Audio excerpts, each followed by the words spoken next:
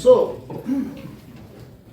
Variations occurring, देखो जो sexual reproduction है उसमें वेरिएशन क्यों अगर करते हैं, ड्यू टू जो होमोलोगस क्रोमोसोम्स हैं उनका रेप्लिकेशन होता है, और उसकी वजह से क्या होता है, separation of homologous chromosomes during, देखो कुछ चीजें आपको बतानी होंगी।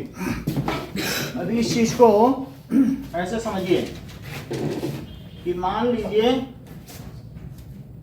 कि ये दो क्रोमोसोम्स हैं, अभी ये रेप्लिकेट नहीं हुए, ठीक है, ऐसे हैं, तो अब इनमें क्या होगा, डीएनए का रेप्लिकेशन होगा, पूरा खुलेंगे फिर लिपट जाएंगे, तो ये एक्स बन जाएगा।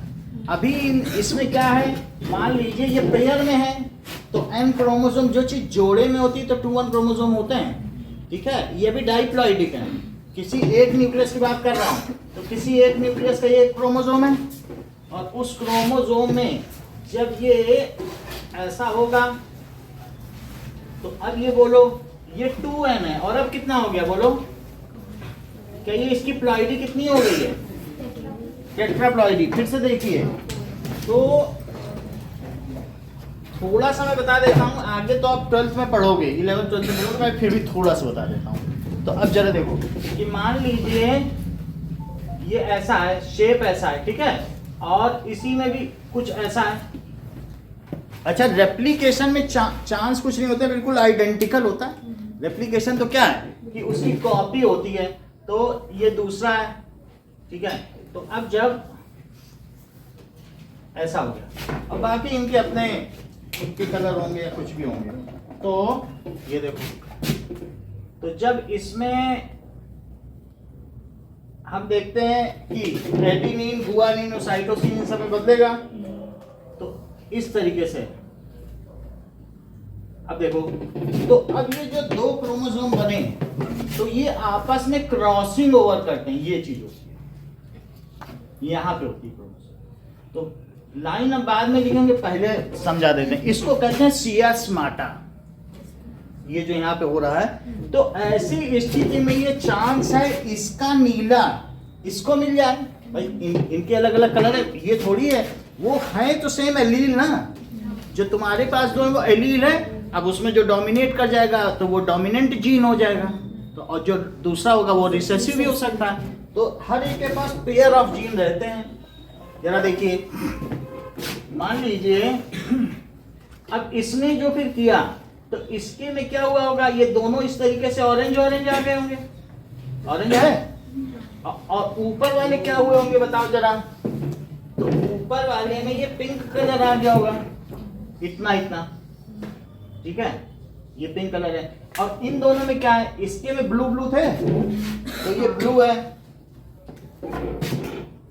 तो ये ब्लू, और इधर भी ब्लू है, बिल्कुल वैसे ही बना। इसने जो रेप्लिकेशन किया, रेप्लिकेशन में कोई ऐसी खास बात नहीं होती है, वही चीज होती है। और नीचे बोलो इसमें क्या था, ग्रीन, तो यहाँ पर जिसके पास ग्रीन ग्रीन है, तो जब ये एक दूसरे के साथ इतने करीब होते हैं तो ओवरलैप करते हैं, अपना टुकड़ा उसको दे दिया, उसका टुकड़ा अपना ले लिया।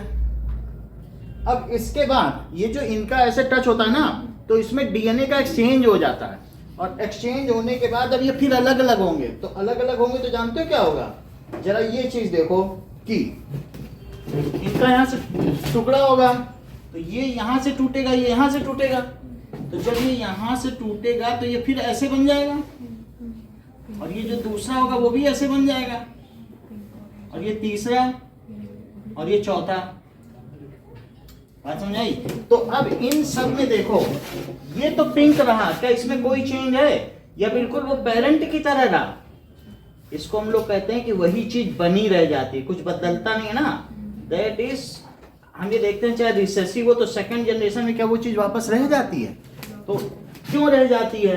क्योंकि ऐसे में ये जो एलील है इसने अपने आप को बचा लिया, इसमें भी यही चीज है, ये देखो, तो इसमें भी पिंक कलर आ गया, ये वाला, और ये दोनों बिल्कुल ऐसे हैं। लेकिन अब जरा इसमें नजर डालिए, इसके पास ब्लू था, अब ब्लू अगर इस पे ओवरलैप करे तो क्या अपना ब्लू इसको ना दे दे?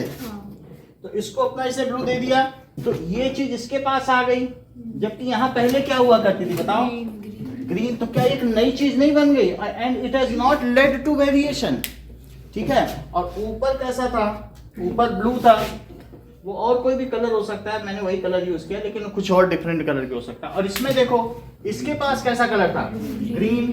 तो ग्रीन कलर होने की वजह से ग्रीन ना लो और कोई ले लो, अब ऐसा कलर ले लो, ये पर्पल ले लो, पर्पल है। तो बोलो ये क्या करेगा, अब जो इसके पास पर्पल है उसने दे दिया इसको, अब बोला हमारा ब्लू तुम ले लो, अपना पर्पल दे दो, तो इसको कहते हैं एक्सचेंजिंग।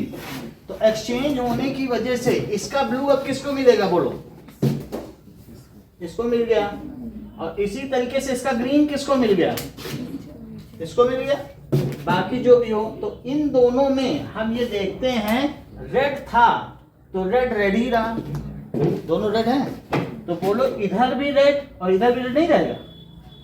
तो अब इसको जो मिला क्या वो भी रेड नहीं है, और इसके नीचे भी कोई कलर रहा होगा, मान लीजिए एक और कुछ कलर ले लो, ये ब्राउन कलर, तो वो जो नीचे का कलर है वो भी दोनों को मिला, तो यहाँ पर भी ब्राउन हो गया। लेकिन क्या ये दोनों अलग नहीं मिल गए, यही वेरिएशन का कारण है। और ये दोनों बिल्कुल प्रिस्टाइन फॉर्म में अपने शुद्ध रूप में पाए गए, जरा ये भी तो देखो। तो ये कैसा हुआ बताइए, ये क्या रेड है, इसका तो किसी से एक्सचेंज नहीं हुआ होगा ना। तो अब इस सेंटेंस को देखें, ये हुआ क्या, क्योंकि उस बुक में लिखा है, 10th की बुक में लिखा है, तुम्हें बताना पड़ा आपको, ये चीज है। बाकी जैसा हो वो चीज हो गई। तो इसने इसको क्या दिया, बोलो ब्लू दे दिया, लेकिन इसका पहला कैसा कलर था, पर्पल। तो पर्पल वाला ये बिल्कुल आप देखो जैसा पेरेंट था वही बना, लेकिन क्रॉसिंग ओवर की वजह से ये सारे चेंजेस आ रहे। अब देखो, तो ये 2n है, 2n, इसकी प्लॉइडी कितनी है बताओ, डाइप्लॉइड। लेकिन जब ये बना तो फिर क्या हुआ, that is replication of DNA, फिर दैट इज ब्रेकिंग एट, जहां सेंट्रोमियर वहां से टूट गए, ठीक है। तो इस तरीके से ये 4n हो गया, अभी भी 4n ही है, बाकी डिस्ट्रीब्यूशन हो जाएगा जो भी होगा, माइटोसिस होगी तो फिर अलग अलग हो जाएगा, ठीक है कि नहीं। तो पहली लाइन देखना, ये जो फोर डॉटर सेल्स बनी लास्ट में, इनमें किस किस में वेरिएशन आया, वेरिएशन इन दोनों में वेरिएशन आ गया। तो पार्ट के धीरे धीरे it has led to variation, because that is crossing over की वजह से। जब इनमें आपस में होता है, जब सियास में एक दूसरे टकराते हैं, then they are likely to transfer their segments of DNA, एक दूसरे को क्या करते हैं, तो ये रिकम्बिनेंट डीएनए बन गया, क्या बन गया, रिकम्बिनेंट डीएनए, और इसकी वजह से इनमें वेरिएशन आ गया है। तो अब पूछा जा रहा है, क्वेश्चन क्या कह रहा है, how sexual reproduction give rise to more viable variation. Sexual reproduction में अगर रिप्रोडक्शन सेक्सुअल है तो विएबल वेरिएशंस, ऐसे वेरिएशंस आ सकते हैं जो आगे भी रिप्रोड्यूस करें, ऐसा क्वेश्चन पूछा, ठीक है। दैट इज 11 और 14 में आया वो क्वेश्चन है, तो लिखें, देख लो ये चीज क्या लिखी है 10th की बुक में, तो हमें बताना पड़ा, that is crossing over recombination of homologous chromosomes. तो ये होमोलोगस ही तो है, जो एक एलील होते हैं होमोलोगस, तो उनका क्रॉसिंग ओवर मैंने दिखाया, ठीक है। उसी चीज को और भी पहले लिखा, मैं आपको आसान लैंग्वेज में लिखा था। तो क्या क्या होता है कि ड्यूरिंग, देखिए होता क्या है, ड्यूरिंग सेक्सुअल रिप्रोडक्शन, तो क्या चीज होगा, ड्यूरिंग सेक्सुअल रिप्रोडक्शन क्या होता है, जो मेल गैमीट है दैट इज 23 क्रोमोसोम्स, और इसमें 23 क्रोमोसोम सिंगल है, इनका तो कोई डबलेट नहीं होता है ना। जब वो कंबाइन होते हैं तो कंबाइन होने की वजह से क्या होता है बताइए, these are the different sets, और फिर जब वो पास पास आ जाएंगे, पहले तो 23 एक साथ मेल न्यूक्लियाई और फीमेल न्यूक्लियाई फ्यूज होंगे, फिर धीरे धीरे उनमें पेयरिंग स्टार्ट हो जाएगी, वो ढूंढने लगेंगे 1 नंबर का साथी कौन है, 2 नंबर का साथी, वो सब अपने पास साथ पेयरिंग कर लेंगे। ये जो दोनों है वो एक मेल का, देख लो ऐसा हुआ कि यहाँ पर ये समझिए स्पर्म है, मैंने दोनों का एक साइज बना दिया, लेकिन आप समझिए ये 1 नंबर का है और ये क्या है 2। तो इसमें क्या होगा, सबसे पहले जब इनकी फ्यूजिंग होगी, तो फ्यूजिंग में इसी में चलिए कुछ भी है एक्स है, और इसके पास भी अगर एक्स है तो फीमेल बन जाएगी, तो ये 23rd हुआ। लेकिन जब ये दोनों मेल और ओवम और स्पर्म जब ये मिलेंगे तो ये कुछ हुआ होगा, तो ये दैट इज कहा जा सकता है कि मेल गेमीट या ये फीमेल गेम किसी से भी आया होगा, ये मेल का ले लो, मेल में तो एक्स वाई दोनों ही होते हैं, तो एक मेल गेमीट है और दूसरा क्या है फीमेल में, तो एसेंशियली क्या रहेगा। अब जब इन दोनों की फ्यूजिंग होगी तो ये एन है, इनमें एन क्रोमोसोम्स हैं, तो जब ये मिलेंगे देन दे विल, बहुत समय तक ये ये साथ में कब आएंगे सौम्य बताओ जरा। जब मेल और फीमेल गैमेट्स का मिल गए साथ में नहीं आएंगे, बहुत अगर जब डिवाइड होने वाले तब साथ में आते हैं, मतलब जैसे इसमें भी कई फेज होते हैं तो एनाफेज टेलोफेज हम उन सबसे, लेकिन जब ये साथ में कब आएंगे बताओ, जब when they yet to divide then they come together, साथ में आ गए। अब फिर उसके बाद क्या हुआ, फिर इसके बाद इनका क्या रेप्लिकेशन हो जाएगा, जैसे यहाँ देखो रेप्लिकेशन के बाद क्या क्रॉसिंग ओवर और रिकम्बिनेशन हो जाएगा, जैसा तुमको पढ़ाया, ये रिकम्बिनेशन हो रहा है कि नहीं, तो recombination and then it leads variation. तो सेंटेंस क्या लिखते हैं बोलो, बात समझ में आई साक्षी। कब ऐसे बिखरे बिखरे रहेंगे, तुमको मालूम है इसको क्या कहते हैं बताओ, क्रोमाटिड्स, बहुत थ्रेड, क्रोमाटिन नहीं कहते हैं, तो क्रोमाटिन होते हैं, लेकिन कब कंडेंस हुआ था, अगर तुम्हें वो वीडियो याद हो, वो एक साथ कंडेंस होने लगते हैं कि नहीं, when they yet to divide, जब उन्हें डिवाइड होना होगा उसके ठीक पहले वो क्रोमोसोमल फॉर्म में आ जाते हैं, एक एक्स लाइक स्ट्रक्चर। एक्स तो तब होता है जब वो डबल होगा, तो ये तो 4n वाले केस में, ठीक है। तो पहला क्या लिखे बताइए, पहली लाइन इसमें लिखी है कि that is variation occur during sexual reproduction. तो रिप्रोडक्शन में वेरिएशन क्यों अकर कर रहे हैं, due to that is crossing over of homologous chromosomes. ये देख लो, one is from male and other is from female, और इनका क्रॉसिंग ओवर तो हुआ ना, क्रॉसिंग ओवर ऑफ। अब ये देखो, ये एम था और ये क्या था फीमेल, अब ये दोनों एम हो गए, तो ये क्या हो गए एफ। तो अब जब सब ये होमोलोगस है, वैसे डिस्ट्रीब्यूशन में क्या होगा, इनकी परेड होगी, मेल फीमेल एलील है, कोई भी दो किसी में रह सकते हैं, तो हो सकता है एक इसमें का और एक इसमें का रहता हो, और ये हो जाएंगे, तो वेरिएशन अगर कर गया, क्योंकि इसके साथ भी एक ही है उसके साथ भी एक है, तो वेरिएशन तो दोनों में है ना। तो वेरिएशन अकर्स क्यों होता है, due to recombination of homologous chromosomes. ये लाइन याद रखना, वेरिएशन किसकी वजह से हुआ, इस चीज को कहते हैं रिकम्बिनेशन। ये जो ये प्रोसेस हो रहा है इसे क्या कहोगे, रिकम्बिनेशन, और इन दोनों को क्या कहोगे, होमोलोगस। 1 को 3 के साथ थोड़ी ना होमोलोग कहोगे, 1 तो 1 ही के साथ होगा, जो एक फीचर दें वे होमोलोगस क्रोमोसोम कहलाएंगे, 1 वाला 1 के साथ कहेगा, उसी में वही सब है जीन। तो क्रॉसिंग ओवर ऑफ, या इसी में इन्होंने लिख दिया रिकम्बिनेशन ऑफ होमोलोगस क्रोमोसोम।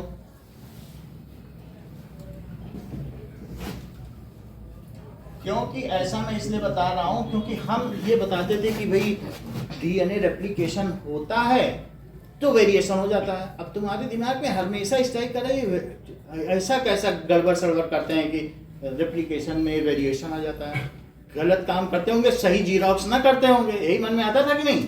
वास्तव में वो उसके रेप्लिकेशन से नहीं आया, ये वेरिएशन इस वजह से।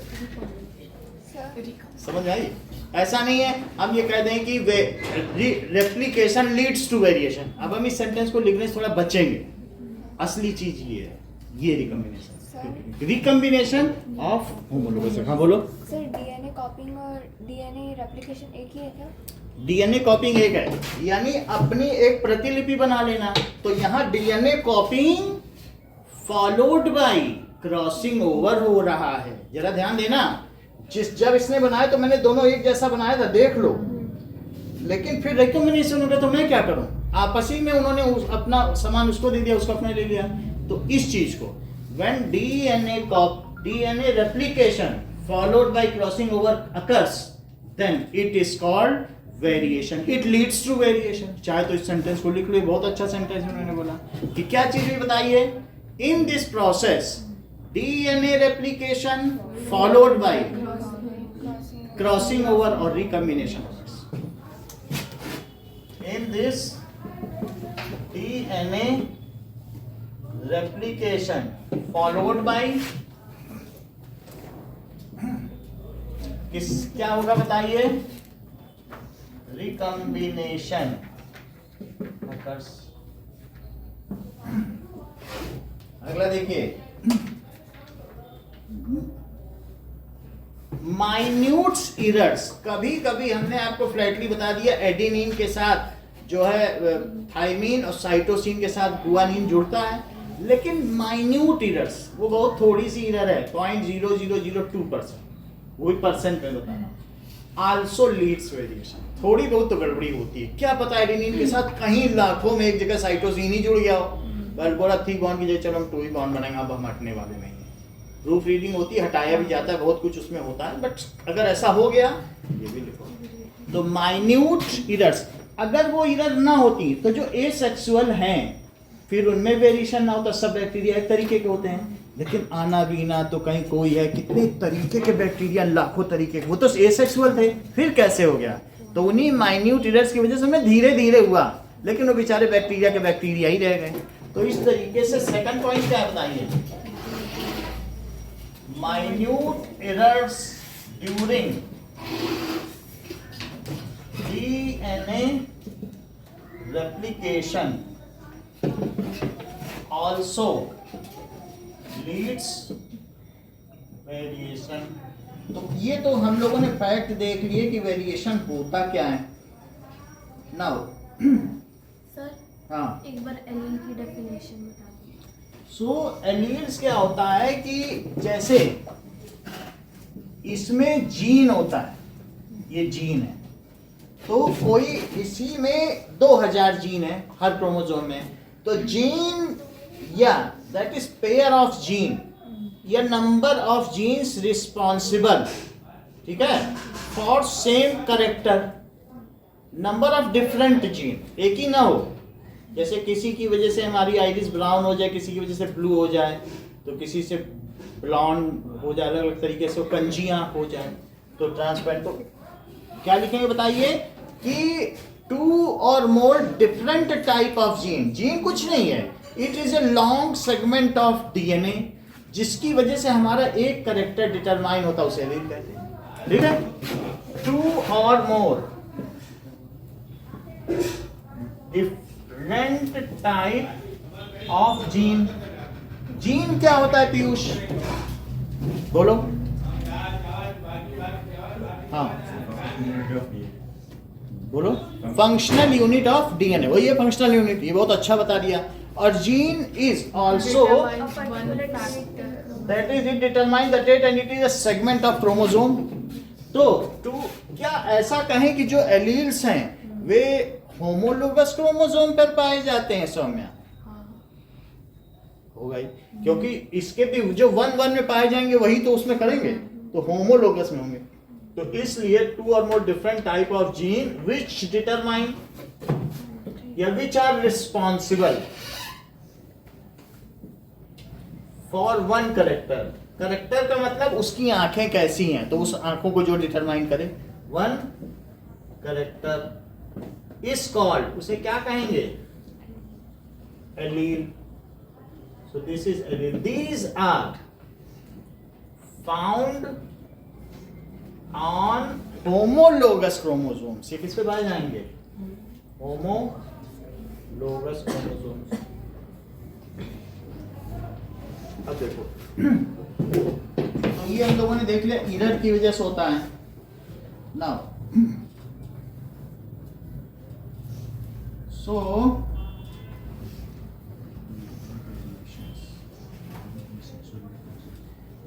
अब लिखिए, ये तो हमने देखा वेरिएशन इस वजह से हुआ ड्यूरिंग. अब लिखो ड्यूरिंग, अब इन दोनों में अंतर लिखेंगे. ये तो हमने लिख दिया क्यों वेरिएशन होता है. अब लिखो during sexual reproduction mail gamete fuses with female gamete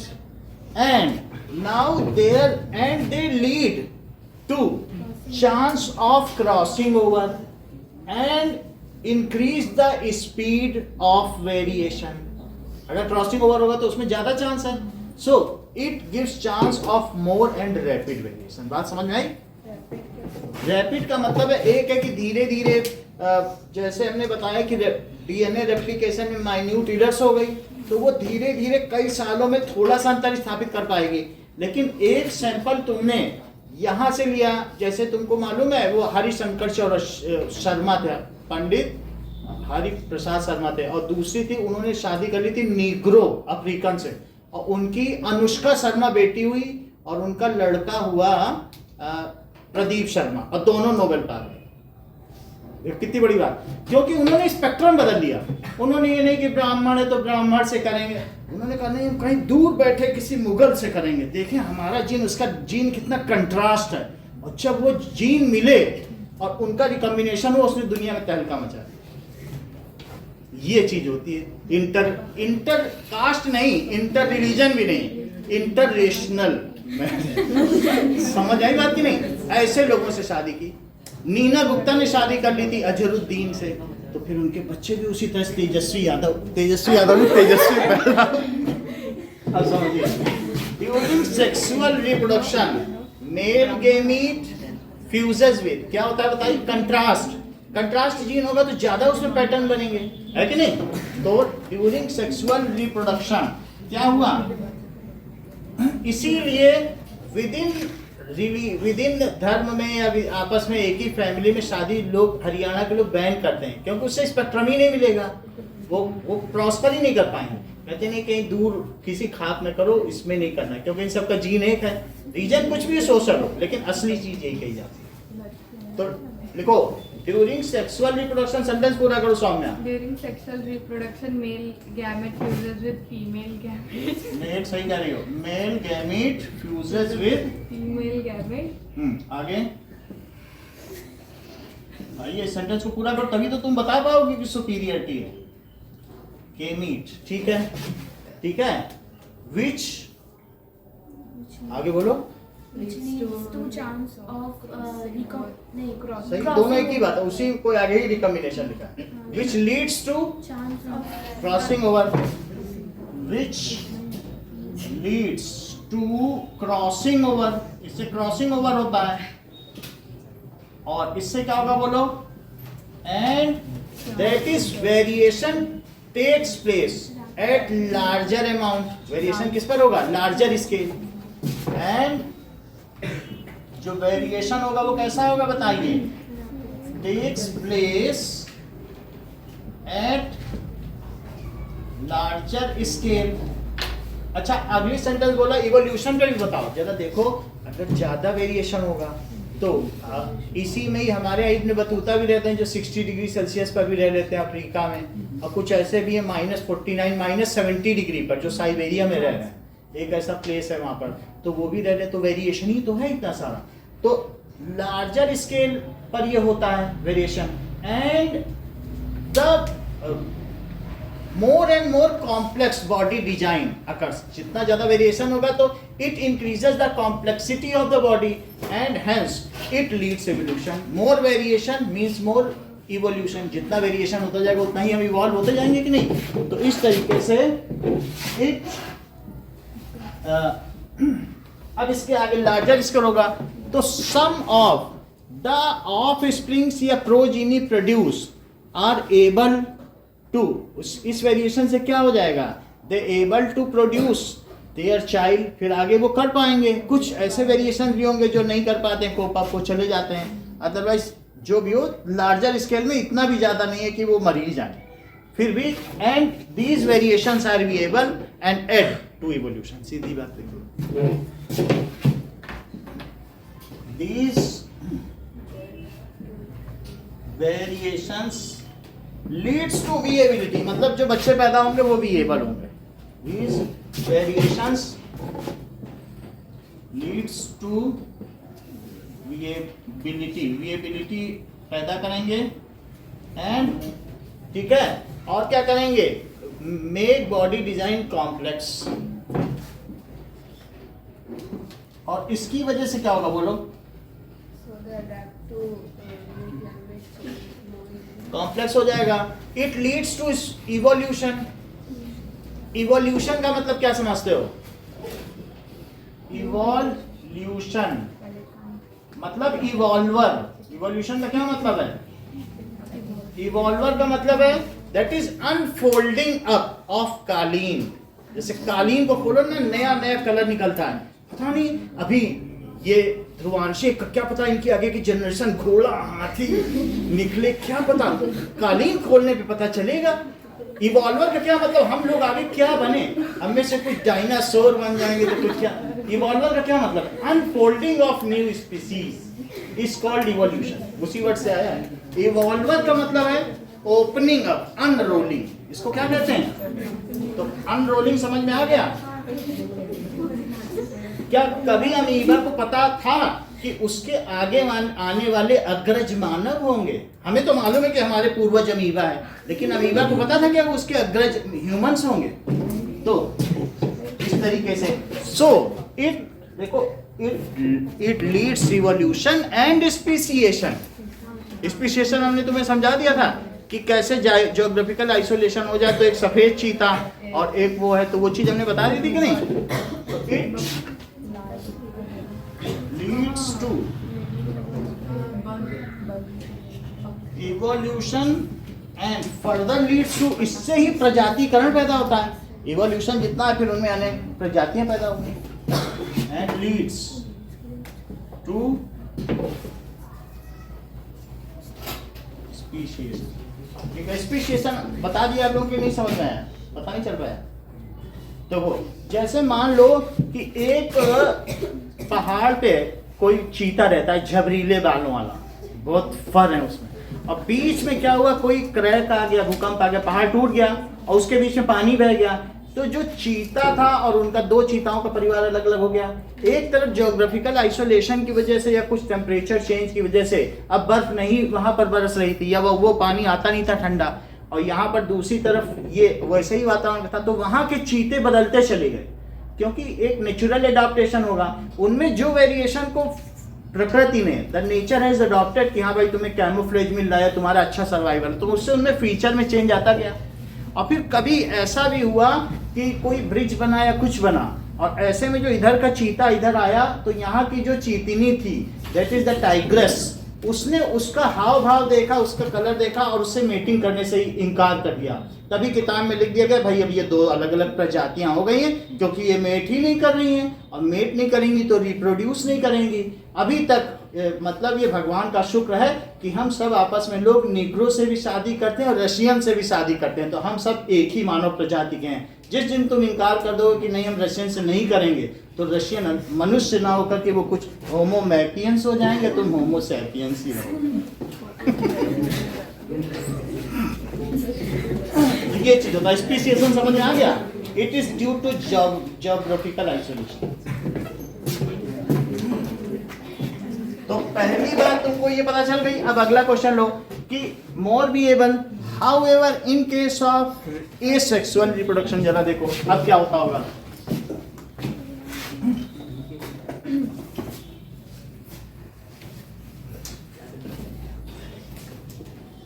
Now, in asexual mode of reproduction, no fusion of gamete take place.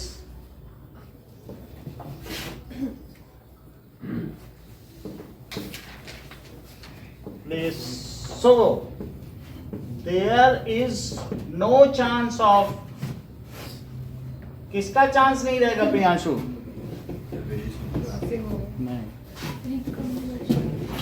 Recombination. In this case, क्या जो एसेक्सुअल मोड ऑफ रिप्रोडक्शन है उसमें क्या वे लोग चाहते हैं कि उनमें भी वेरिएशन हो कि नहीं चाहते? चाहते तो वो भी है कि ज्यादा तरीके के हो, तो कुछ अगर गड़बड़ हो नेचर में, अब नेचुरल कैलामिटी है तो कुछ तो बच जाए, प्रजाति बचा लेता है ना। They want, but वो ऐसा नहीं कर सकते। In this case, variation is totally depending on the replication, ठीक है, which is at very small scale. In this case, sir वहाँ पे चांस हुआ। हाँ no chance of, in this case variation totally depends on defects arising due to replication. वो defect ही तो बोला जाएगा, defects arising due to replication, उन पर वो आधारित होगा, ठीक है. This is at very small scale, ये बहुत स्मॉल स्केल पर होगा, ठीक है. सो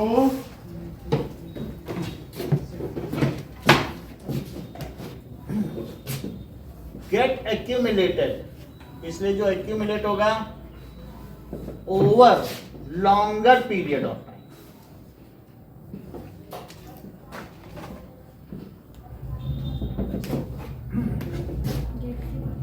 एक्यूमुलेटेड बहुत मतलब इकट्ठा होगा बहुत लंबे पीरियड.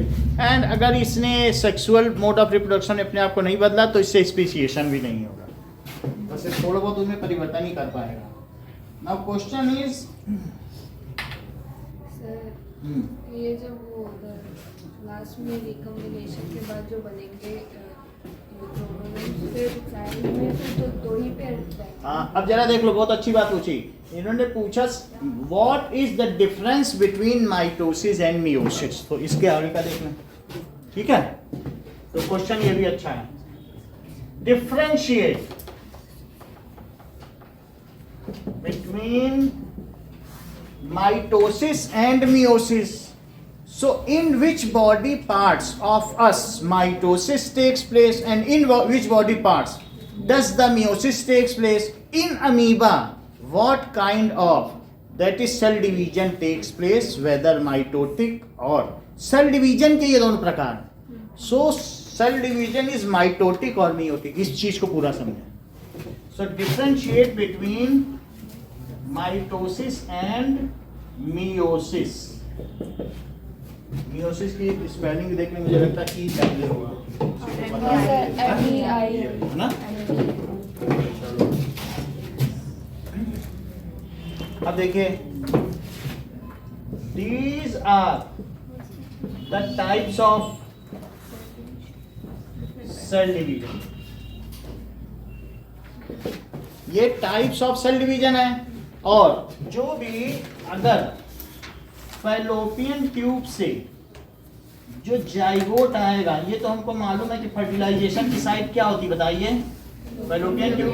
तो ये जाइगोट बना और भाई साइट ऑफ फर्टिलाइजेशन क्या है, यही तो है. और साइट ऑफ इम्प्लांटेशन क्या है, यूट्रस. तो ये 5 दिन में यहाँ आएगा और यहाँ डिस्क लाइक स्ट्रक्चर है और उस पर वो एम्बेडेड हो जाएगा, ठीक है कि नहीं. तो अब यहाँ पर इस चीज को प्लेसेंटा भी कहते हैं, ये डिस्क लाइक स्ट्रक्चर को क्या कहते हैं, ये ओविडक्ट है या फैलोपियन ट्यूब. तो फैलोपियन ट्यूब का ही दूसरा नाम क्या है, ओविडक्ट. और फिर इसे क्या कहेंगे, बोलो क्या, फनल ऑफ ओविडक्ट. ये फनल है जिसमें फिम्ब्रे या इंटीगमेंट है, ये फनल है. तो ये फनल ऑफ ओविडक्ट है. जो एफ को आगे ले लेगी ना, इसको क्या कहेंगे, फनल ऑफ ओविडक्ट. मेरा ये कहने का मतलब है, जब ये जाइगोट बना तो जाइगोट यहाँ से यहाँ तक आया, इसने क्या की, माइटोसिस ही की मियोसिस. देख लो, चीजों को समझ लीजिए. जो हमारे रिप्रोडक्टिव ऑर्गन्स है वहीं मियोसिस चलती है, which result in formation of haploid cell. So meiosis results formation of haploidic cells या meiosis results in formation of gametes. देखो ये बहुत अच्छा क्वेश्चन पूछा, ये हम अगला बताने भी जा रहे थे और यही इन्होंने पूछ लिया है पहले, ये बता चुकी थी. और साक्षी या तो इनके पास बुक रही होगी, वरना ऐसे ही कैसे वही लगातार कैसे होगी. देखो बात समझाई, फिर से समझो. मियोसिस से क्या होता है, meiosis results in formation of gamete, while mitosis results in formation of daughter cell. meiosis reduces the chromosomal amount to half while mitosis restores the initial chromosomal. पहले ये दोनों बेसिक चीजें समझ लें फिर आगे समझें, ये लिख भी लें. तो what is meiosis? समझ आई? तो इसलिए जब सेल बढ़ रहा है तो वही सब चीजें डॉटर सेल में होनी चाहिए कि नहीं. तो यहां से यहां तक इसका 8 फोल्ड सेल डिवीजन हो जाता है. 1 से 2, 2 से 4, 4 से 8 ऐसे होते होते अगर देखोगे तो 2 to the power 8 उतने इसमें सेल्स होते हैं. जो यहाँ इसका नाम बताओ क्या है? एम्ब्रियो. 5 दिन बाद क्या बनता है जाइगोट से?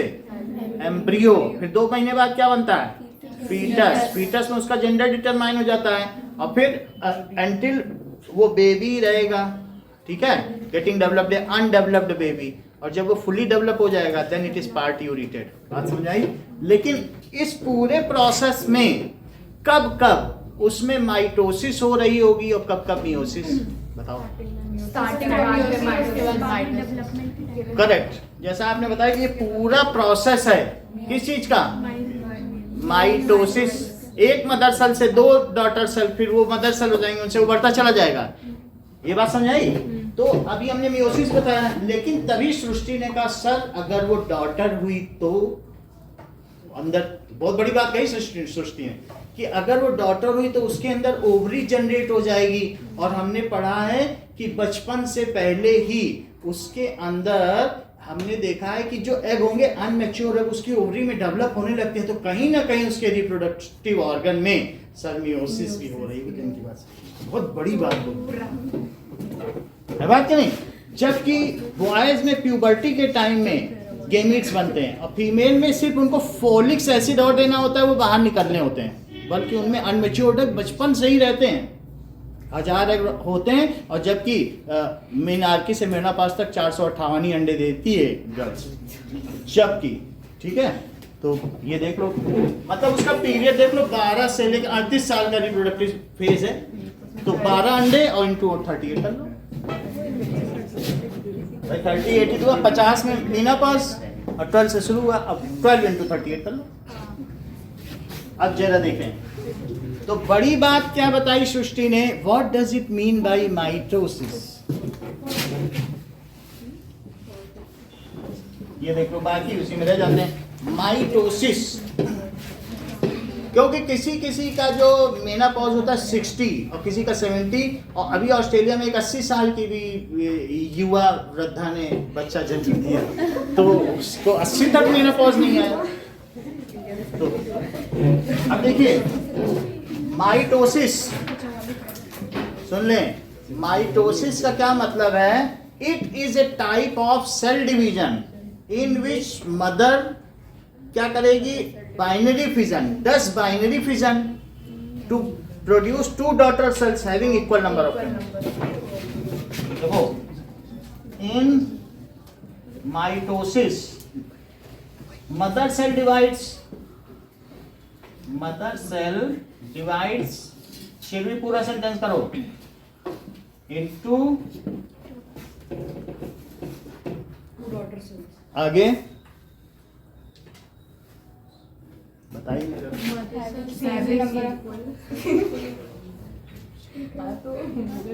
Into 2 daughter cells. ठीक है, having same amount of chromosome.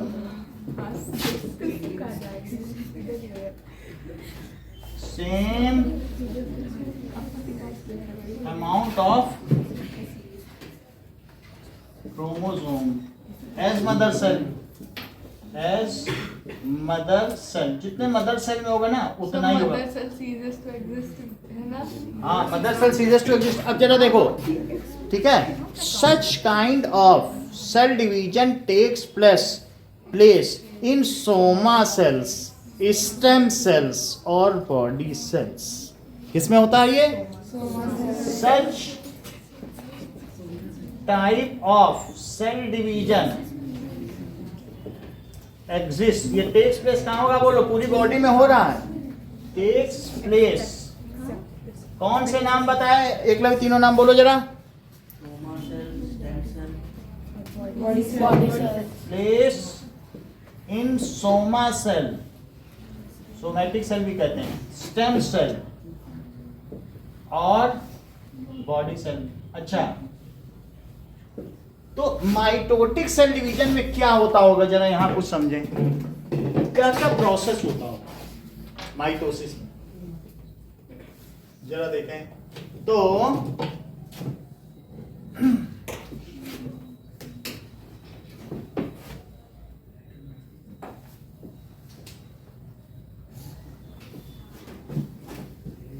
Sir meiosis में भी सेल रेप्लिकेशन वो सारा ये सब करेंगे। तो अब देखो सेल डिवीजन के दोनों टाइप हैं। सो इन माइटोसिस क्या होगा, डीएनए रेप्लिकेशन। तो माइटोसिस क्या है, डीएनए रेप्लिकेशन और फॉलोड बाय सेल डिवीजन, ये चीज होती है। देख लीजिए कि मान लीजिए कि अब हम माइटोसिस की बात कर रहे हैं, तो एक होगा और साथ में और भी होंगे, तो ऐसे बहुत सारे होंगे। ये न्यूक्लियस है, इसके ऊपर का सेल है, इसमें क्या होगा, आगे चलने पे खुलेगा और रेप्लिकेट होगा। रेप्लिकेशन का तो पूरा प्रोसेस मालूम है, अनवाइंडिंग होगा, उनमें जुड़ने लगते हैं, वो बताया हुआ है आपको। तो ये ऐसे, और दूसरा वाला भी ऐसे, ठीक है। वो क्रॉसिंग ओवर या नहीं दिखाई गई, लेकिन होगी तभी वेरिएशन होगा। तो दोनों में दिखा दी।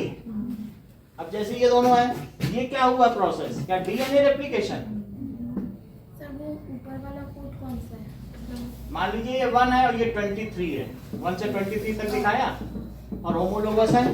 अब आगे चल के क्या होगा, ये जो सेंट्रोमियर यहाँ टूट जाएंगे।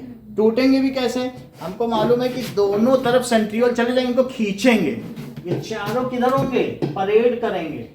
परेड का मतलब ऐसे।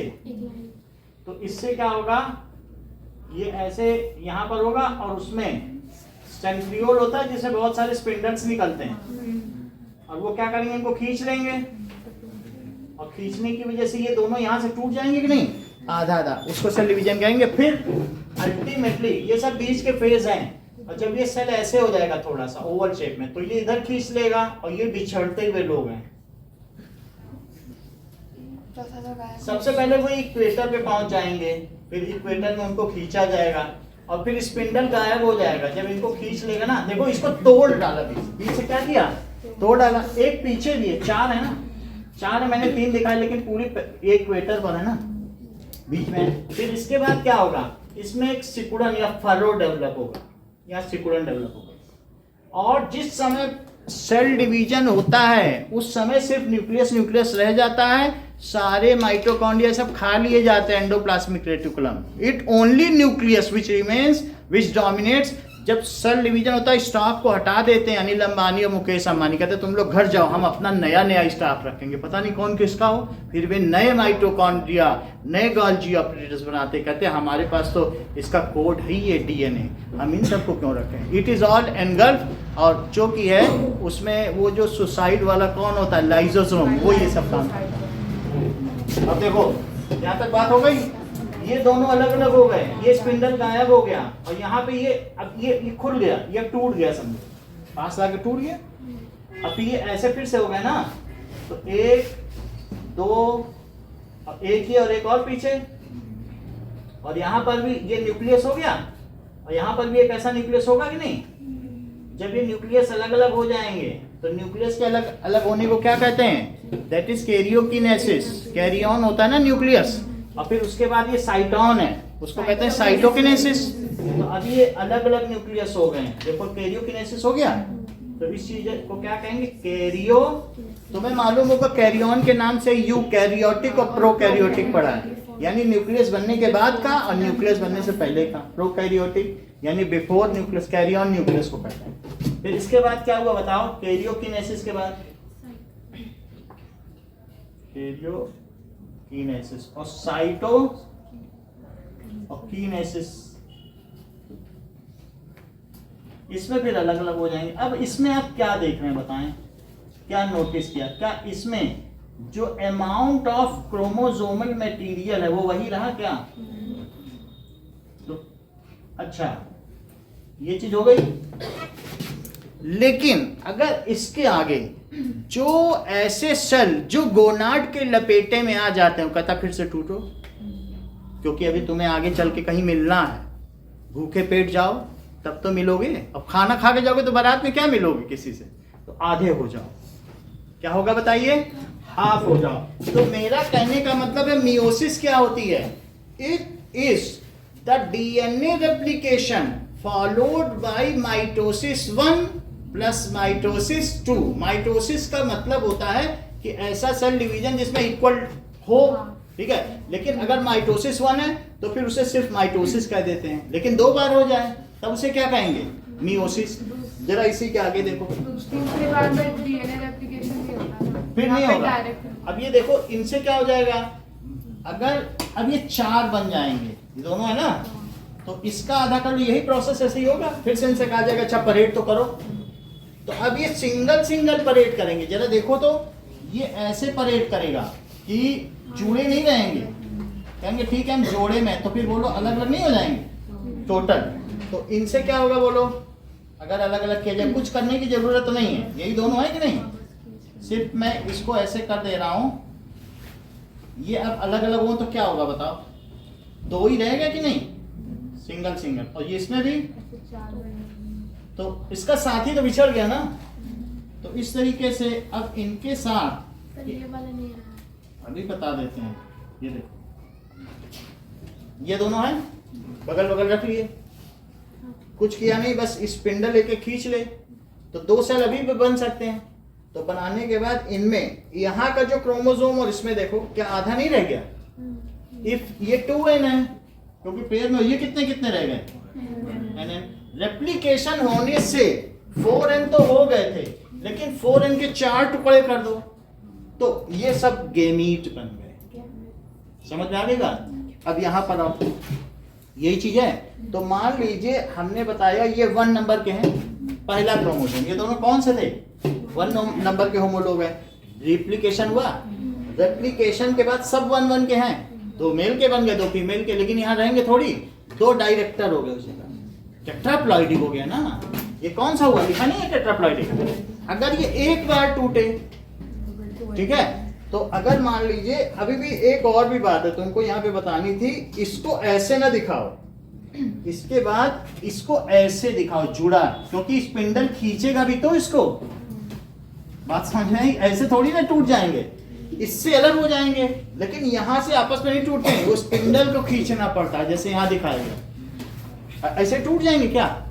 ये तोड़ेगा तब टूटेंगे। रस्सी खींचो वाली नहीं होती, रस्सा कसी, टग ऑफ वॉर, तब टूटेंगे, और फिर उसके बाद अलग अलग हो जाएंगे। बोलो बात समझ में आ गई? तो लेकिन 4n से 2n होंगे, 2n का फिर से डिवीजन हो जाए, माइटोसिस 2, तो क्या फिर nn नहीं हो जाएंगे? तो 4n से 2n, हाफ हाफ हाफ करने का प्रोसेस वही स्पिंडल वाला भी, और एक बार स्पिंडल और हाफ हाफ कर ले तो nn हो जाएंगे। तो अब जरा देखो माइटोसिस के बारे में तुम मुझे कुछ बताओ, तब मैं समझ जाऊंगा कि तुम समझ गई। बोलो। It is DNA replication followed by mitosis 1, mitosis 2. No, what is mitosis? Mitosis, it is DNA replication followed by cell division. बस इतना ही। Meiosis. DNA replication followed by cell division is called mitosis. If DNA replication followed by cell division 1 and cell division 2, then it is called meiosis. It result in the formation of gamete. बोलो बात समझ में आई? और ये क्या है? DNA replication followed by cell division is called, इसे क्या कहेंगे? Mitosis. Mitosis. और अगर ऐसा हो then it result in the formation of diploidic cell. इससे क्या बनता है? It results in formation of diploidic cells. ठीक है? Mitosis takes place in body cells, वो सभी फंक्शन है, और ये सब किसी काम के नहीं है, बस रिप्रोडक्शन के लिए है। इनसे कहो देख लो, खा लो, पचा लो, कुछ नहीं कहते। हम तो पूरा बस एक ही काम के लिए पूरी जिंदगी बने, जिंदगी भर खाएंगे, सिर्फ बच्चे कोई जन्म देने के लिए मेरे हुआ, हम तो खाली निठल्ले बैठे हैं।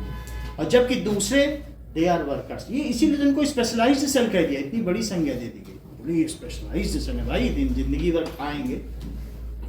समझ में आई? और जबकि मियोसिस क्या होती है बताइए? So it is called mitosis. Now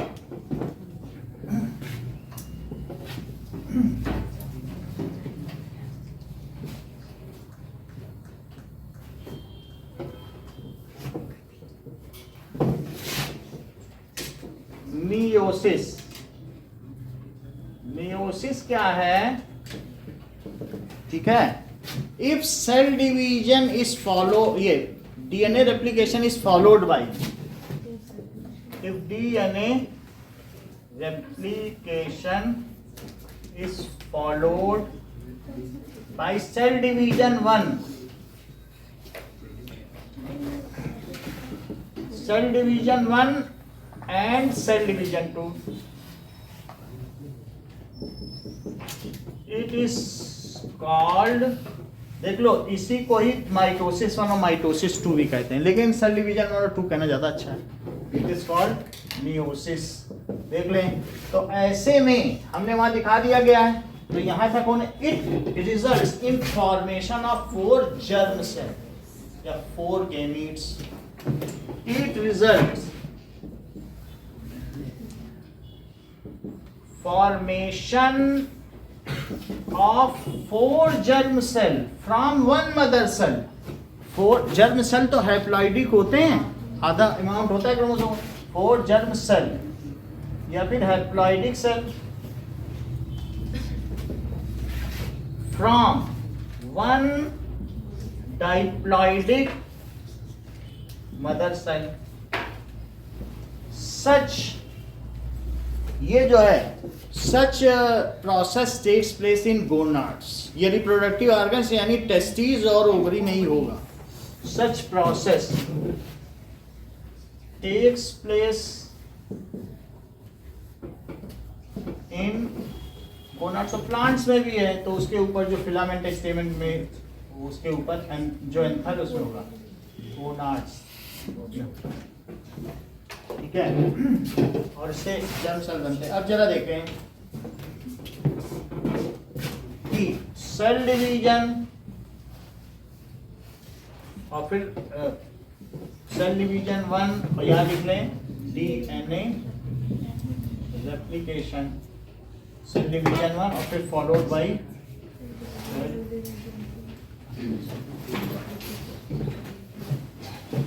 आगे देखिए,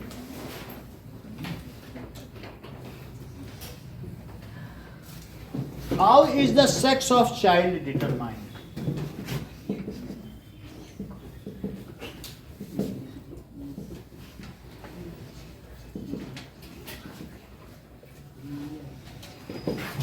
देखिए, there are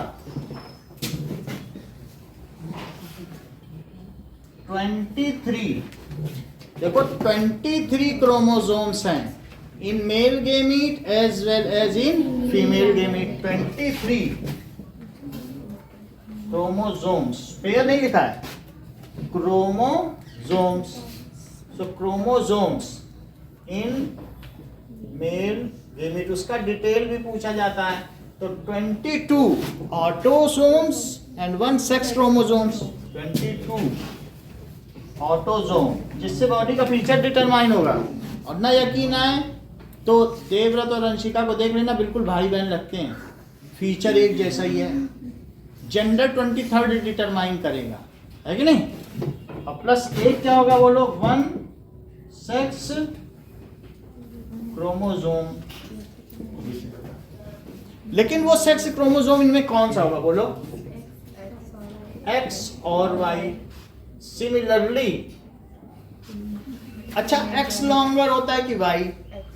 X लॉन्गर होता है, और जबकि Y छोटा होगा, कैसा, ठीक है। Similarly in female there are 23 chromosome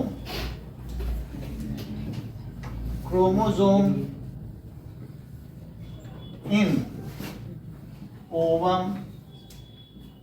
that is 22 autosome. फिर भी सेंटेंस पूरा करो, प्लस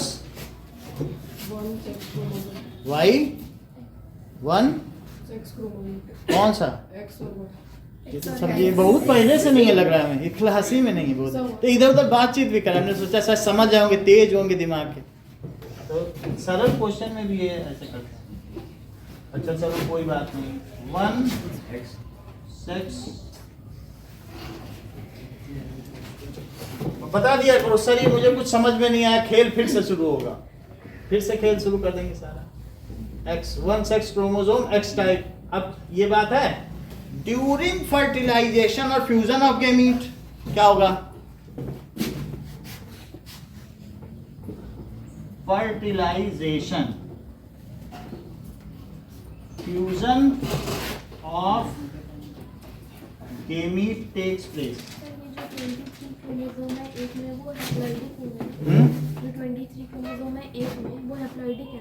ये दोनों सभी गैमीट हैप्लॉइडिक होते हैं। गैमीट में तो आधे आधे होते हैं, तभी तो वो जुड़ते होंगे, तभी तो डाइप्लॉइड मैकेनिज्म बनेगा। तो अब जरा देखो, fusion of gamete takes place, इतना लिखने के बाद फिर आप क्या करेंगे? Now you have to show the crossing over.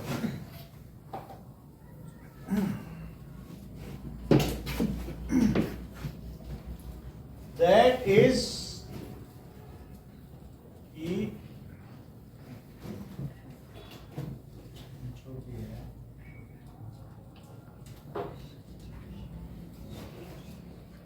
two.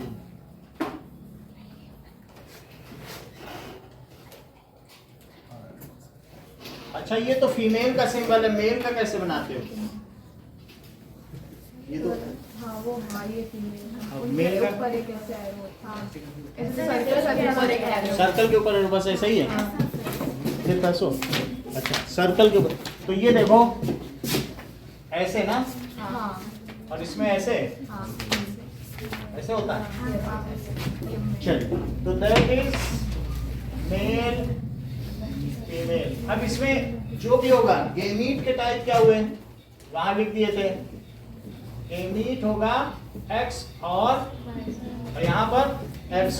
अब यहाँ लिखो क्रॉसिंग ओवर, तो X X के साथ और Y X के साथ, so this is अब X X और X Y, so this is crossing over के बाद ये दैट इज, अब देखो जीनोटाइप, ये जेंडर हो जाएगा, ठीक है।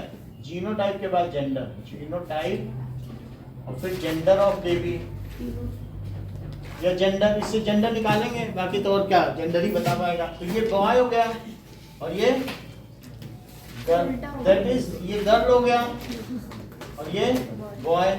अब देखो कि एज ठीक है, this crossing over the chance of boy और girl is equally likely, hence there is 50-50% chance of boy और गर्ल, ठीक है। सो both kind of crossing over, ठीक है, both kind of ये जो भी क्रॉसिंग ओवर है it is equally likely.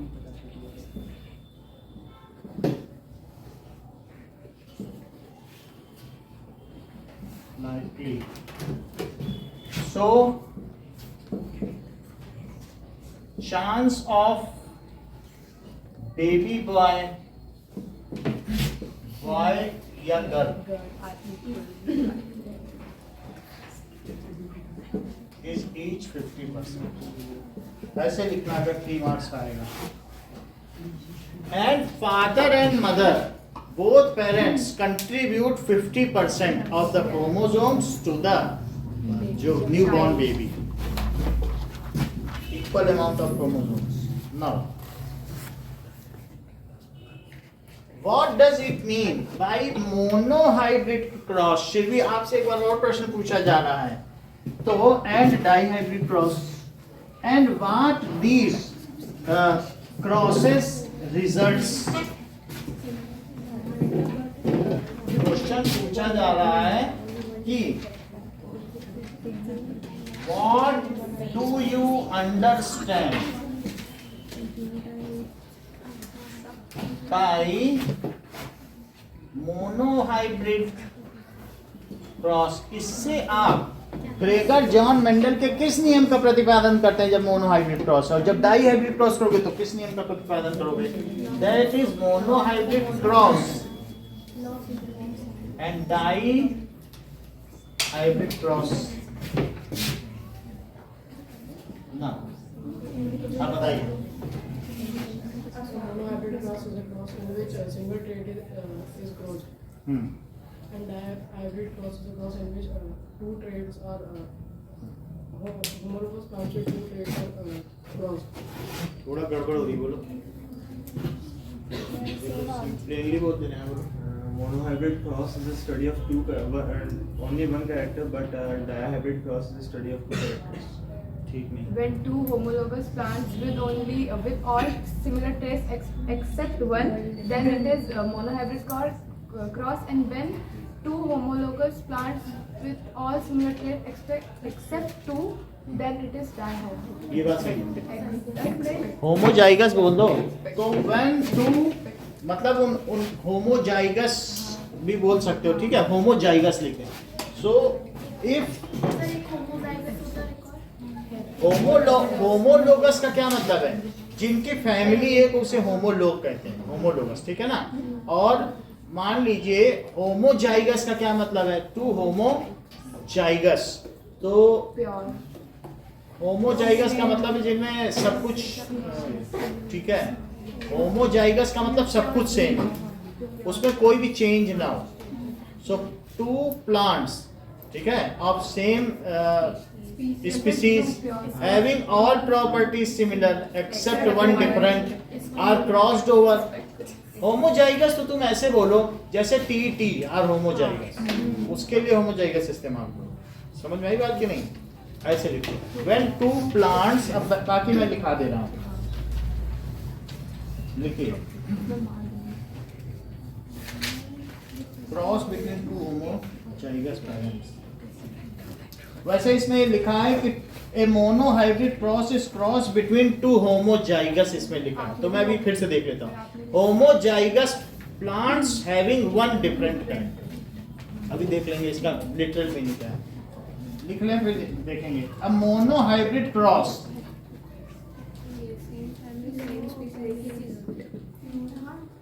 Species बोल देना, मतलब सेम स्पीसीज का भी होना चाहिए। हैविंग ऑल ट्रेट्स सिमिलर, ठीक है। और जाइगस का मतलब हो गया कि उनका जीनोटाइप क्या है। वास्तव में हम वहां देखना चाहते हैं, नहीं को अरे दोनों लंबे लंबे कराओ क्रॉसिंग, और लंबे लंबे से नहीं चलेगा, फिनोटाइप नहीं, अंदर की बात देखो तब जाइगस है। सो टू, ठीक है, when two homozygous plants having all traits, यानी उनके सारे होमोजाइगस हो लेकिन एक ट्रेट हेटेरोजाइगस हो। फिर समझ में आया? मेरा कहने का मतलब है कि एक पूरा टीटी हो और दूसरा क्या हो, small TT.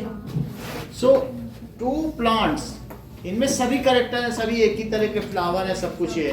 So to if monohybrid cross is the cross, monohybrid cross is the cross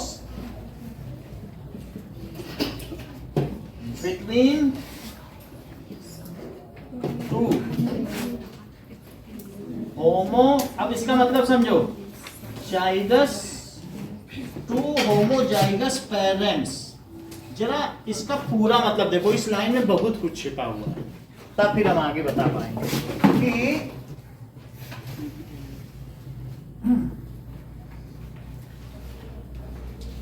इसका मतलब है कि मोनोहाइब्रिड क्रॉस करा रहे हैं, तो जो दो प्लांट हैं, अगर मैं कहूं कि इसके फ्लावर डब्ल्यू हैं तो इसके स्मॉल डब्ल्यू हैं, सब कुछ है। अब इसमें अगर मैं कहूं कि ये टाल है तो ये भी डब्ल्यू ही होना चाहिए, और ये स्मॉल टी, इसमें एक कैरेक्टर डिफरेंट है।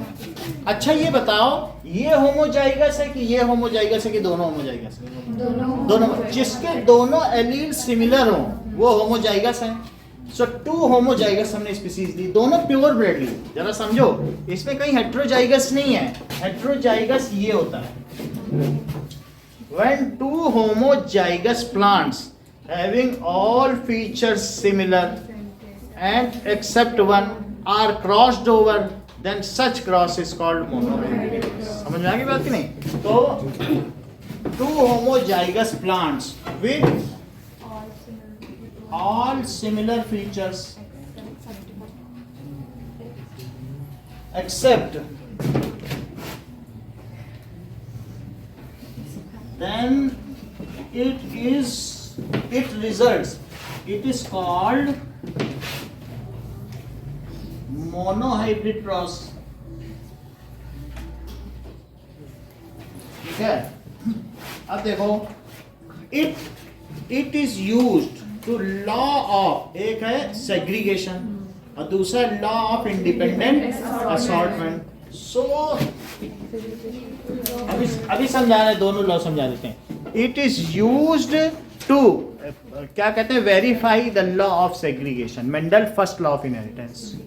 It is used to verify, हाँ, law of dominance or segregation same law of dominance और law of segregation अलग है। मेरा कार्ड दिया था। लॉ ऑफ डोमिनेंस अभी हम देख लेते हैं कि क्या है। हो सकता है जो लॉ ऑफ डोमिनेंस है वो ये इनहेरिटेंस का थर्ड लॉ होगा। अभी चेक करते हैं, कुछ लोग उसे अभी हम तीनों बता देते हैं। It is used to verify Mendel's first law. देखो ये जो एहसान की बुक है उसमें तीनों अलग अलग दिए हैं, अभी हम दिखा देते हैं।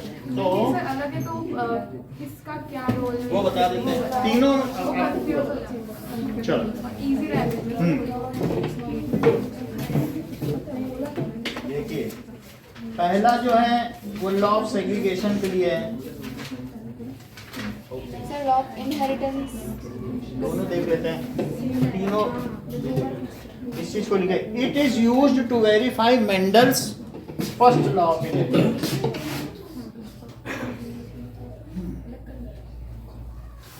What are the names of Mendel's three law of inheritance? Law of inheritance. चलो इस चीज को समझिए।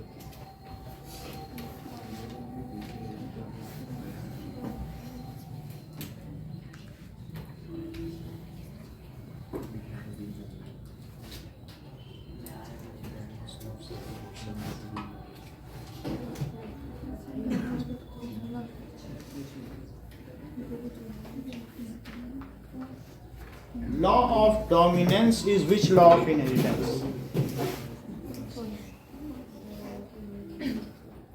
उसे फर्स्ट लॉ ही बोल रहा है, first law of inheritance. State law of dominance,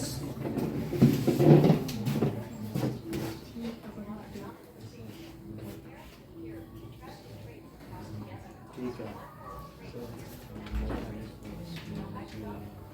है। स्टेट लॉ ऑफ सेग्रीगेशन,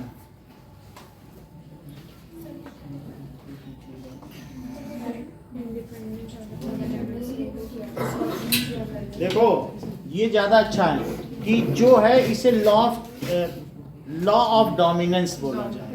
हाँ, लॉ ऑफ डोमिनेंस बोला जाओ। लॉ ऑफ सेग्रीगेशन का सिर्फ ये मतलब है कि when DNA replicates each gamete randomly gets one copy. इसका हमारा सेग्रीगेशन करके कुछ वो नहीं है, बस सेग्रीगेशन में क्या कह रहा है, when each gamete receive just one copy and that is random।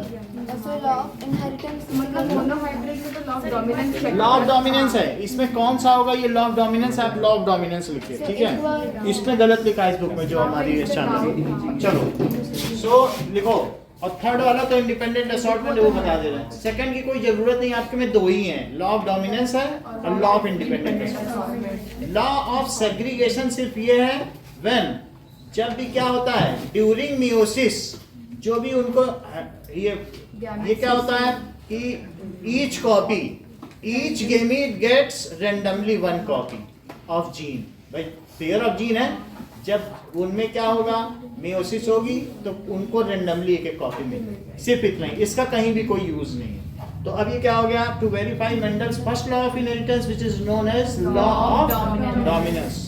वो वही है जो अभी हम दिखाने जा रहे हैं।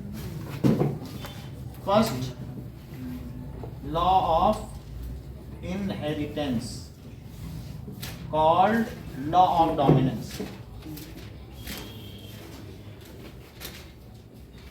अब जरा देखें कि लॉ ऑफ डोमिनेंस को हमें स्टेट भी करना है और वेरीफाई भी करना है, दोनों जनरेशन में। So what is law of dominance? That is characters of N organisms. देखिए कैरेक्टर्स ऑफ, ऐसा इंटेक्ट क्वेश्चन भी है आपके में दो, characters of organism is determined by internal factors. I sentence को पीयूष पूरा करो.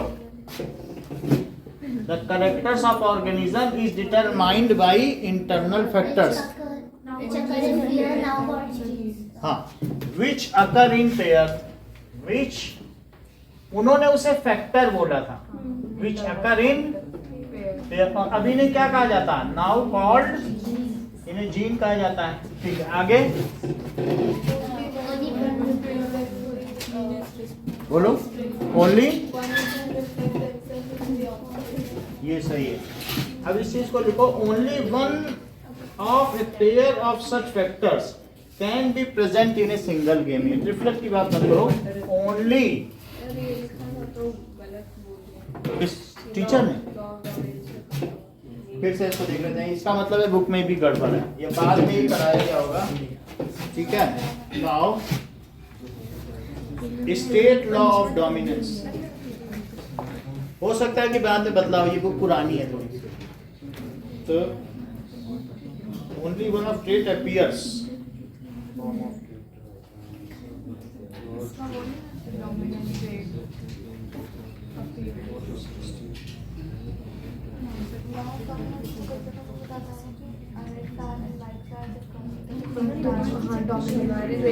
आपको दिखाता है वो state law of dominance book में कहीं नहीं लिखा है ना.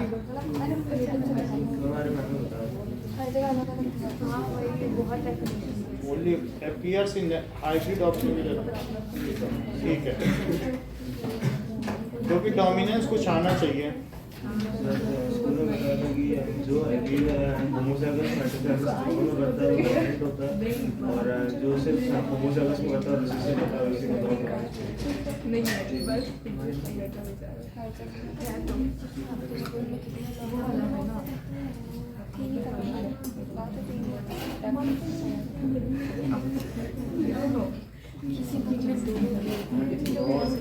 Only one appears in the next generation. ना हाइब्रिड ये चीज है. अब देखो, ड्यूरिंग क्रॉसिंग ओवर, ठीक है, only that gene appear its phenotype which is dominant. ये law of dominance. During crossing over, इतना तो हो गया कि ये क्या बताया? Is determined by internal factor which occur in pair.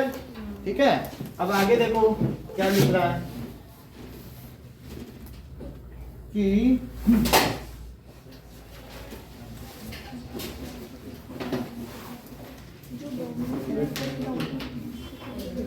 आगे लिख लीजिए. देखिए, only one of these factors is present in gamete. जब आप इस नेट में भी देखोगे तो अलग अलग जगह अलग अलग ही लिखा गया, लेकिन मैं बता दे रहा हूँ जैसा है तो ये ठीक होगा. One of this factor gamete में तो वही है. और during crossing over it is again get paired and only dominant gene is reflected. देख लीजिए, ये पहले क्या है, ये तो लिखना ही है आपको. इसमें कह रहा है 10th की अलग डेफिनेशन बता रहा है, 12th क्लास की अलग बता रहा है. तो फिर से अब आप समझो, अलग अलग क्लास में, लेकिन हमें उससे नहीं मतलब है. यानी that is characters of organisms are determined by, किसके द्वारा है? by internal factors which occur in pair. only one of these factors are found in gamete. ठीक है. अब इसके बाद क्या होगा कि ये जब इनका गेमीट का क्रॉसिंग ओवर हो जाएगा, ड्यूरिंग क्रॉसिंग ओवर, ठीक है, क्या होगा? इट गेट, जो भी है, zygote get 2 pair of gamete and जो मतलब 2 पेयर ऑफ जीन या 2 pair of factor and the dominant will reflect as its phenotype. ये लिखो. तो क्या होगा? Only one of these factors are present in gamete. और फिर क्या होगा? ड्यूरिंग क्रॉसिंग ओवर, जब क्रॉसिंग ओवर होगा then factors are again paired. Factors are paired and dominant trait will get reflected as phenotype. कोई आपसे पूछने नहीं जाएगा, ना कहीं पूछा जाता है, लेकिन ये जब आप लिखोगे तो स्टेटमेंट के बेसिस पे लिखो, नहीं तो 10th की बुक में दिया ही होता। तो इसलिए factors get paired and only dominant trait, जो डोमिनेंट फैक्टर होगा वो क्या करेगा, dominant factor is reflected as trait, वही तो ट्रेट बन जाएगा। ठीक है, अब जरा इस चीज को देखें, दैट इज, अब हमें monohybrid cross of tall and डॉफ P plant, यानी उनके सभी फीचर सेम हैं, बस उनकी हाइट का डिफरेंस है, और दोनों होमोजाइगस हैं। होमोजाइगस का मतलब प्योर ब्लड, जो टाल है उसकी पिछली जनरेशन सब टी है या डब्ल्यू है, सब प्योर ही है, तो उनमें कहीं मिलावट नहीं है, समझ आया। पहले वो अपनी ही बिरादरी से रहे हैं। सो हाँ बोलो, एक बार सेकंड लॉ भी बता देना। क्या चीज, सेकंड लॉ, ये तो फर्स्ट लॉ हो गया। अब इसके बाद लिखो डाई हाइब्रिड क्रॉस क्या है, फिर इसको हम बाद में देख लेंगे। लिखो dihybrid cross, Saumya repeat करो। Dihybrid cross is the cross between two homozygous parents with all similar features except two, then it is called dihybrid cross. Dihybrid cross is cross, ठीक है, इस चीज को रिपीट करिए बिना इधर देखेंगे। Monohybrid cross is the cross between dihybrid cross, dihybrid cross is the cross between two homozygous parents with similar traits, accepting two, then it is monohybrid. Dihybrid cross. अब इसमें एक है that is law of independent assortment, it is used to verify, इसके बारे में बताओ। Law of independent assortment क्या होता है? This law on crossing between two similar homozygous parents, then new combinations are appeared with the different characters. देखो, ये तो बात पता चल गई, dihybrid cross is the crossing of two homozygous plants which are identical in feature except two. Crossing over, अभी लिखा देते हैं, of two plants of same species, same species फिर भी लिखना बाकी रह जाता है, homozygous अलग है, crossing over of two homozygous plant, homozygous का मतलब तो टीटी और स्मॉल टीटी है ना, of same species having all features same except two. It is used to verify, ये किसको वेरीफाई करेगा? Law of independent assortment.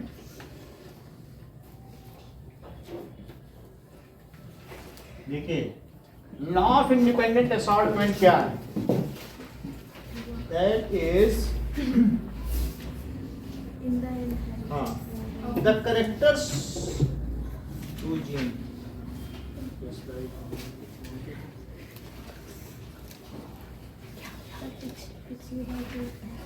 बोलो।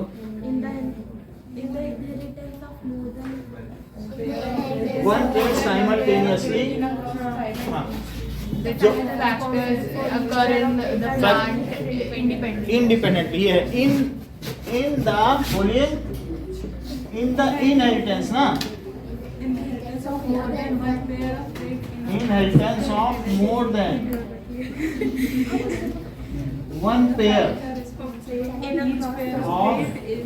one pair of traits,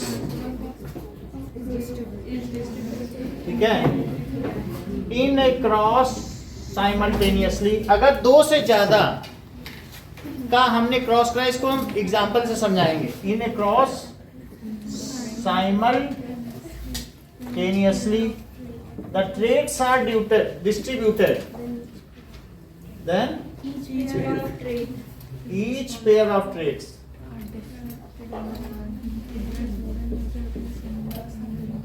are distributed independently. इसको समझिए, इसका मतलब क्या है। एक क्रॉसिंग ओवर से बोला जाएगा that is cross over the tall and of pea plant, hence verify the first law, that is law of dominance. फिर कहा जाएगा make a dihybrid cross of yellow round seed या pea pod and the green wrinkled pea pod and hence verify. जब हम verify करेंगे तभी ये समझ में आएगा, अभी इसको बोलने से भी फायदा नहीं कि दो से अधिक फीचर्स का हमने एक साथ क्रॉस किया तो उनमें इंडिपेंडेंटली प्राइमा फेसी देखने में ये समझ में आता है, अरे येलो राउंड हमको 9 मिल गया, येलो रिंकल्ड 3 मिल गया, और इसी तरह से ग्रीन राउंड 3 मिल गया, और ग्रीन रिंकल्ड 1 मिला। यहाँ तो कोई रेशो ही नहीं है। और जबकि हमारे पिछले केस में ये 3:1 पे अकर कर रहा था, वो सब कहाँ बिखर गया, लेकिन बिखरा कहीं कुछ नहीं है, अगर उसमें छिपा हुआ है। तो देखो येलो और ग्रीन में 3:1 का रेशो है, और राउंड और रिंकल्ड में। इससे क्या पता चलता है कि जो डिफरेंट ट्रेड्स हैं अगर सब घुल मिल गए तो भी 3 काली आंख पे एक कंजी वाला ही मिलेगा पूरी दुनिया में। सब घुले मिले होने दो, हो सकता है चेहरा भी अलग हो।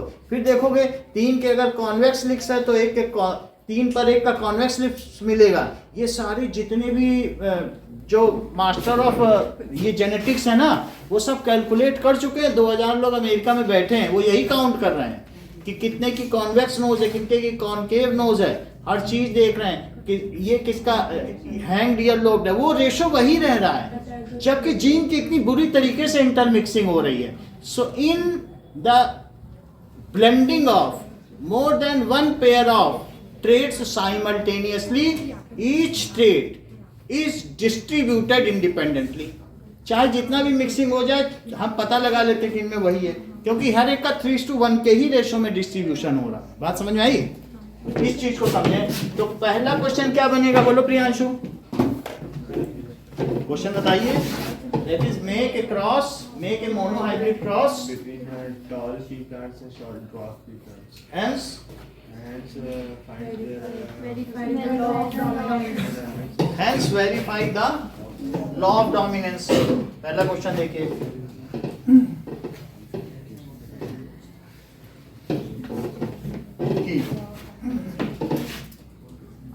make monohybrid cross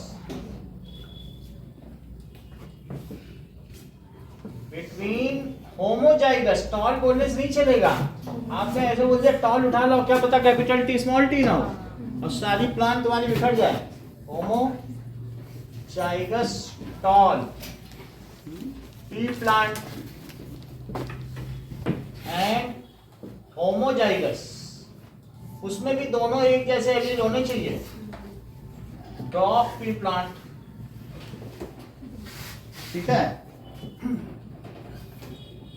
Hence verify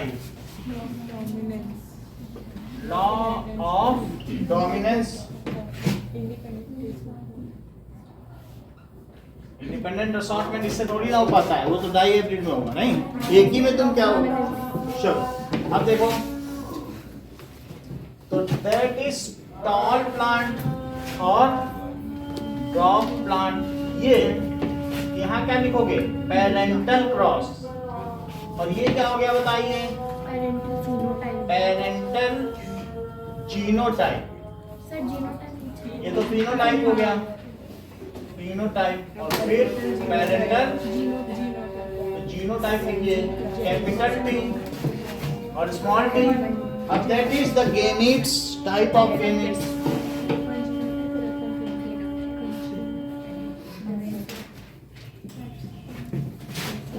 बात हो गई। तो टाइप ऑफ गेमीट्स क्या हुए,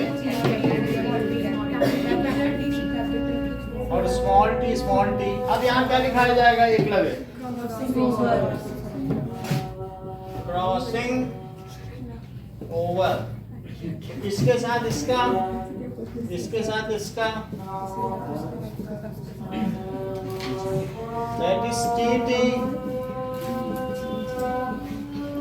ये चीज क्या हो गई, F1 जीनोटाइप, और इसी के करस्पॉन्डिंग F1 फिनोटाइप देखिए।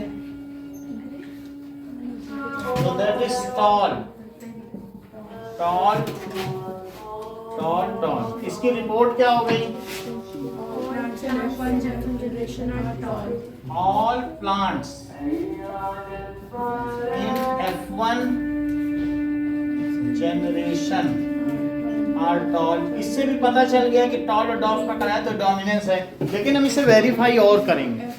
F1 में भी वेरीफाई करेंगे कि 3:1 में, चूंकि वो 3 गुना पैदा हुआ और दोनों हमने होमोजाइगस लिया था, ठीक है कि नहीं। अगर लंबे और ठिगने लोगों की शादी कराया जाए और 2 जनरेशन बाद देखा जाए तो 3 बच्चे लंबे होंगे और 1 बच्चा ही ठिगना होगा।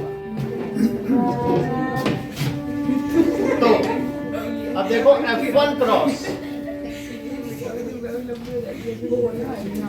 F1 क्रॉस देखो, F1 में इसी के ही उठाएंगे। और ये बताओ, ये जो क्रॉसिंग ओवर तुमने कराई है, ये सेल्फ पॉलिनेशन है, ये क्रॉस पॉलिनेशन?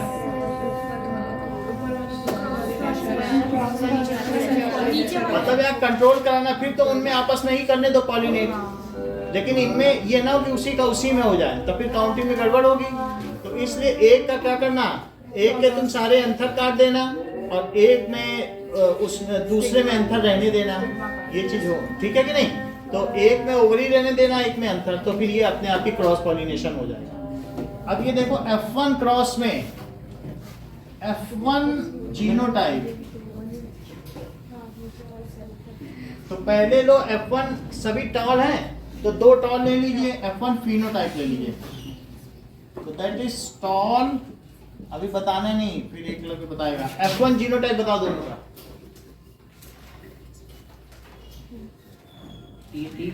स्मॉल टी बहुत बड़ी अभी इलेक्ट्रिकल है ना, इलेक्ट्रिसिटी के बारे में बताएगा। यहाँ पे तो वो वी यू भी बोल सकता है, जैसे ये सृष्टि है, ये सृष्टि है, ये फर्स्ट पर्सन है, सेकंड पर्सन, क्योंकि यू लगाती है आई, है कि नहीं। अब देखो, अब इनमें इन दोनों के क्या बनाओ, इनके बनाओ गेमीट, तो capital T small T, capital T small T, ये तो हो गए कि टाइप ऑफ गेमीट्स। फिर क्रॉसिंग ओवर, और क्रॉसिंग ओवर में अब इनको अपने आप ही सेल्फ पॉलिनेट करने दो। ये देखो, हाँ एकलव्य एक चीज और बता दो, यहाँ क्या लिखे, बोलो। कैपिटल टी, यहाँ देखो कैपिटल टी स्मॉल टी, ये कहाँ से है, स्मॉल, ठीक है, कैपिटल टी स्मॉल टी और स्मॉल टी, ये क्या हुआ, टॉल, ये भी टॉल क्योंकि डोमिनेंस है, तो टॉल टॉल टॉल और ड्रॉप। ये देखिए, दिस इज, यहाँ पे इसके अक्रॉस क्या लिखेंगे, बोलो। F1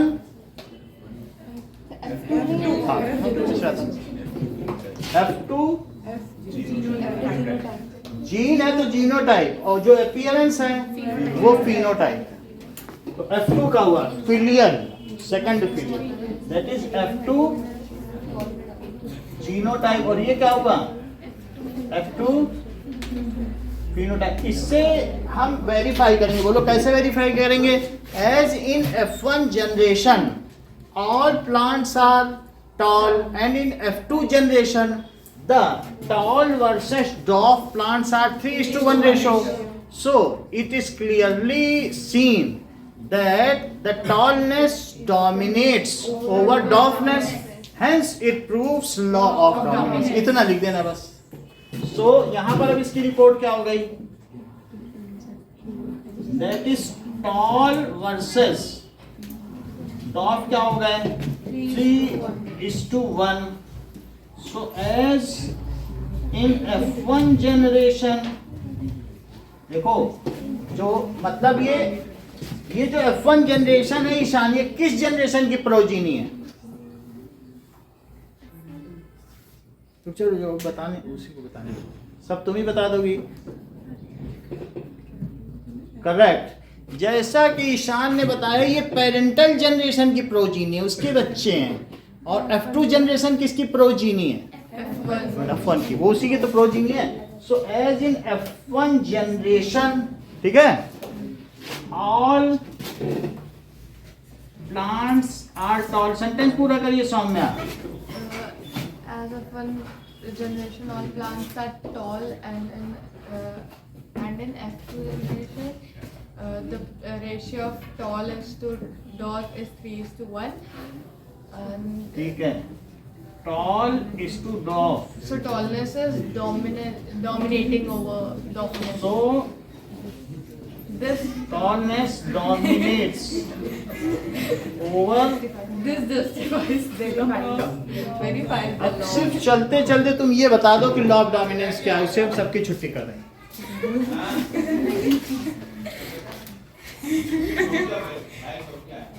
इतना बता दे तो सब छुट्टी हो जाएंगे, नहीं तो Characters of organism is determined. देखिए तो बोलिए। हाँ, ध्रुवांशी बताएंगे। Characters of organisms is determined by factors which occurs in pairs, and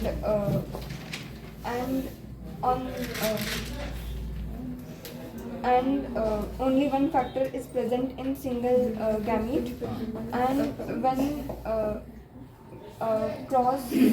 we cross during these factors, so the dominant factor They again get paired and they again get paired, and dominant factor reflects its dominance. As, ठीक है, as states dominant जो भी factor है, it reflects itself as a trait, वो खुद को दिखा देगा।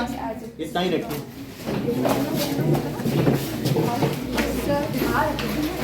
मेरे पेपर